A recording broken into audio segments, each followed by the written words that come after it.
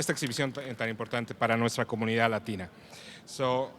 Me gustaría reconocer rápidamente al cuerpo consular que se encuentra con nosotros, a Carmen Montes de España, Giselle Castillo, Jesús, de República Dominicana, Jesús Rodríguez de Venezuela, Rodolfo Montesinos de Chile, Cónsul Nori Bauzán de Uruguay, no sé si se me escapa alguno, perdón, no veo a todos.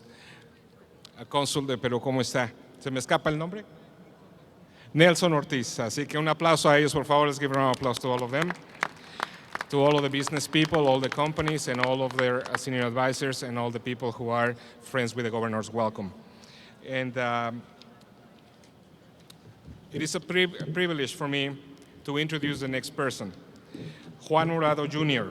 was appointed by Governor Quinn as a Deputy Chief of Staff and will serve as the Governor's of Transportation and Infrastructure Advisor. He will be overseeing the Illinois Department of Transportation, the Illinois Tollway Highway Authority, and the Illinois Lottery. What a job.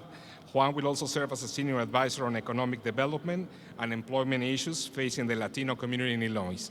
I'm very proud and honored to present Juan Morado Jr. Let's welcome him.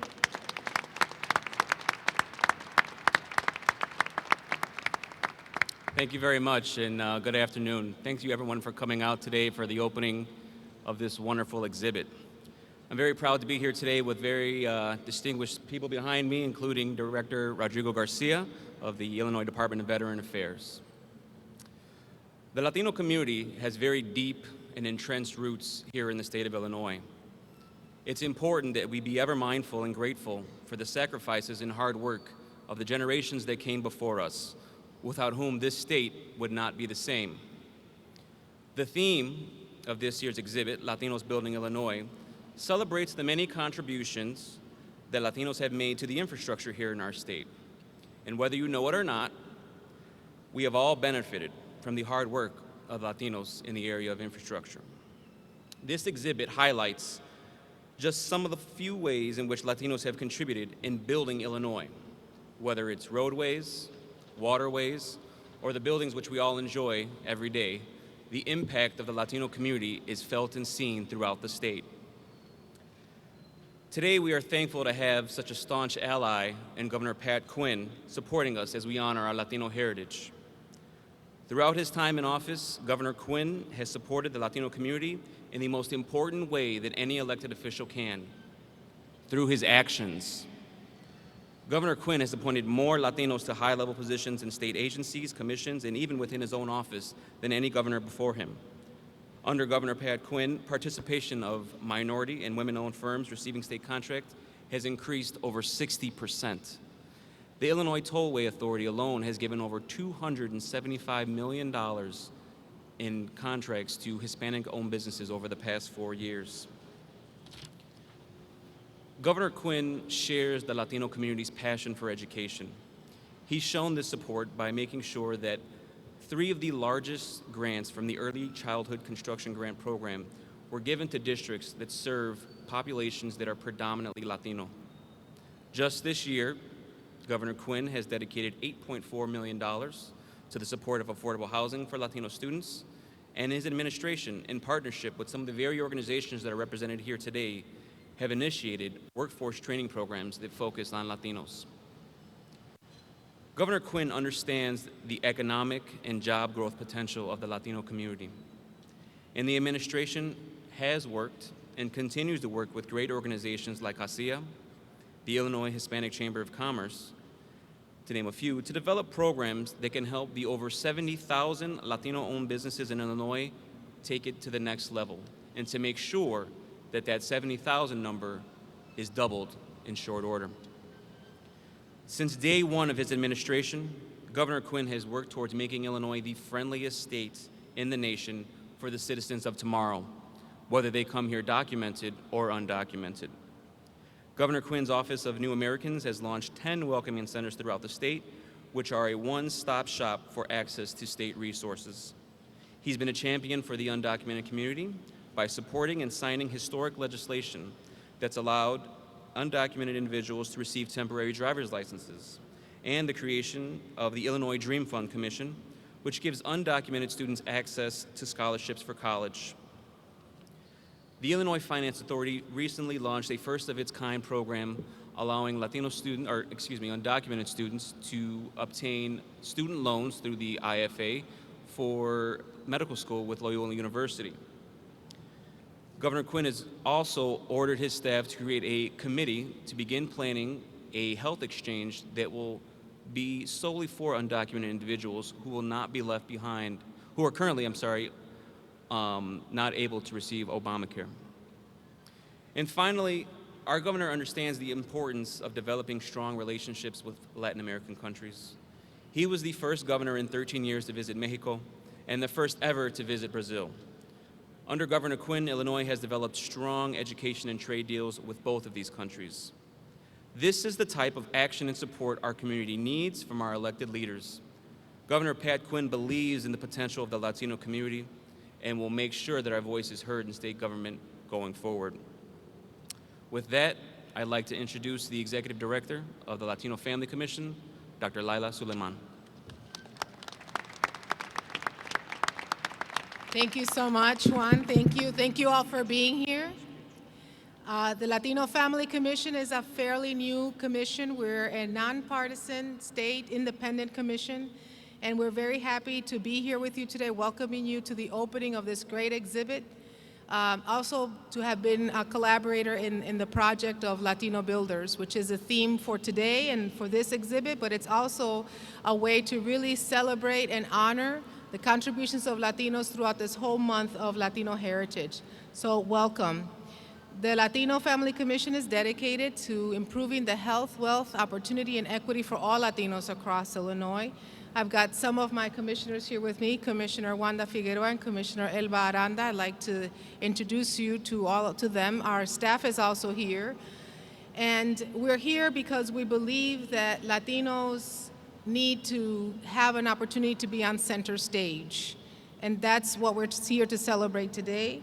When we were approached to collaborate on this great project of Latino Builders, I thought, what a great theme to honor the effort. What you see here in these panels is Latino history in terms of really building Illinois. It is Latino history, but it's also Illinois history. As Latinos, we have helped build this state with our sweat, with our tears, with our sacrifice, with our esfuerzo, and with our hands. But it's the dawn of a new age, and we have to begin building our skills so that we can be builders in the future. So Veronica Reyes from my staff here today worked on putting together the Latinos in STEM, because we believe and we want to urge all of you to join us in getting more young Latinos to be engineers and to be architects and to be in the construction business so that we can build the bridge toward the future. I wanted to point out a couple of the people that we've highlighted on the panel for STEM. They include Guillermo Garcia and Pedro Ceballos. They're pioneers in this work in environmental engineering, and Pedro helps found the Society for Hispanic Professional Engineers in 1974. So engineering is not new to us, but we have to get more of our young people involved. I also wanted to highlight some of the new members, a new generation of engineers and architects, including Robert Hernandez, who works with Primera as a structural engineer and a bridge builder, and Edwin Flores Almazan, who's a civil engineer with GSG, from Cristo Rey, right here in our own neighborhood. He does geotechnical analysis of civil projects. These are folks that we need to be very proud of. And I want to also introduce you to Jesus Chuy Chavez. He's a software engineer right over here with Google. You'll see him featured in the panel, right from Little Village, a son of our Little Village community. And if he can do it, and if they can do it, all our young people right now in our communities can. I want to also recognize one more person, and that is Patricia Saldaña Natke, who's also featured in the panel. And for those of you who've visited Pilsen and have seen the beautiful new structure of La Casa that's part of the Resurrection Project, she designed that. She's an award-winning architect and engineer. And she's really important because only 1%, 1% de Latinas are in STEM. We've got to change that. More Latinas, I know, are builders and architects and designers. So we need to give them the steps, the ladders, the opportunities to be able to participate in the careers of the future and in building the future. I wanted to share with you some of the work that we're doing. This is in collaboration with IDA, with the Illinois Department of Transportation. One of them is scholarships for engineers, for civil engineers. Now, this was an initiative of IDOT. They wanted to have more diversity. However, there really wasn't that pool that they were looking for, and so they partnered with a lot of the Latino community, and especially the Latino Legislative Caucus, who really pushed and supported legislation to have more scholarships for Latinos in engineering, and that opportunity will be opening up very soon. It's through its final stages of approval and setting that up. So look for that and help us get more Latinos in engineering. And then also to address the issue of Latinas in STEM, we're cooking up a project, hopefully to get it to some of the high schools with high Latino concentration, Latina concentration, to get more Latinas into transportation, because we can and we will. What you'll see here is that we built roads and bridges and structures, but the Latinos of today also are here to build movements, to build hope, and to build the future. So welcome, and thank you very much for joining us, and I hope you will join us in building the future. Take care.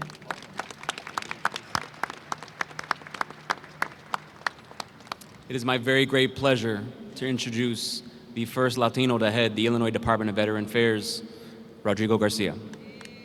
Thank you. Muchas gracias. Thank you. Thank you. And so I want to thank a few individuals that were late arrivals here this afternoon. El Consul Marcelo Suarez de Argentina.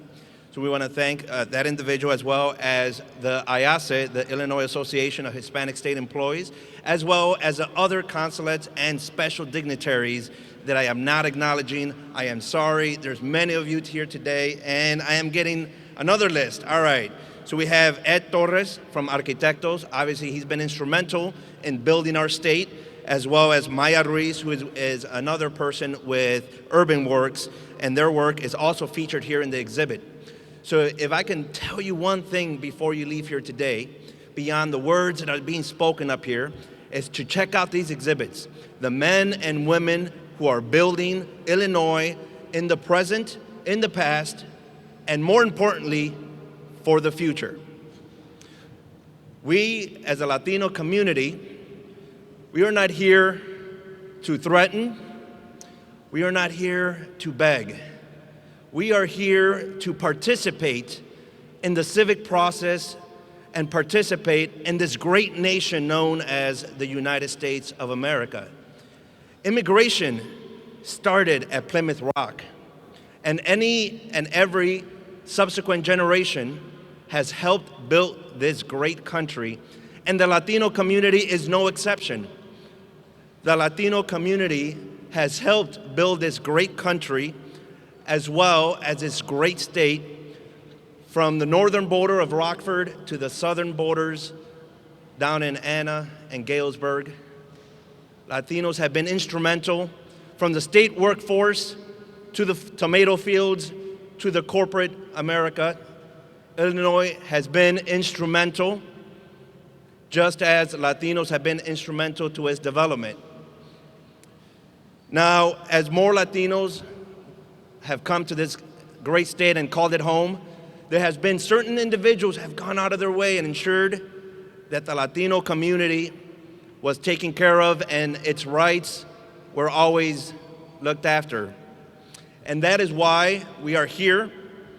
And I was asked, unfortunately the governor couldn't be here, to present this award to an individual who has been instrumental. She came to Chicago in the 1950s as an immigrant to attend missionary training school, and during the summer months, she volunteered near Onarga, Illinois, and a place known as the nursery capital of the world, where she worked and worked with our field workers to ensure that their rights were always looked after. And she became instrumental in the Farm Worker Service Center. She was instrumental so much in her area that we were honored to have many, many, many visits from the legendary Cesar Chavez down in Onarga, Illinois. And while she remains active in the movement to ensure our farm workers and their rights are looked after, we cannot hope that one day we can measure up to the work and the accomplishments that this woman has made on our behalf. So it is a tremendous honor to present her with an award from Governor Pat Quinn in gratitude for everything she's done for the state and even more for all of us. Thank you.